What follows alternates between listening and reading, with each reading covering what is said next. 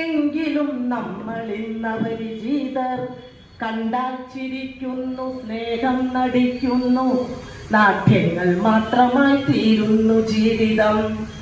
അവരന്റെ ദുഃഖങ്ങൾ എന്തെന്നറിയുവാൻ, അവർ താണ്ടും ദുഃഖത്തിൽ ആഴമറിയുവാൻ, അവരുടെ മിഴിയിലെ കണ്ണുനീരൊപ്പുവാൻ കഴിയാത്ത നമ്മളിന്നപരിചിതർ.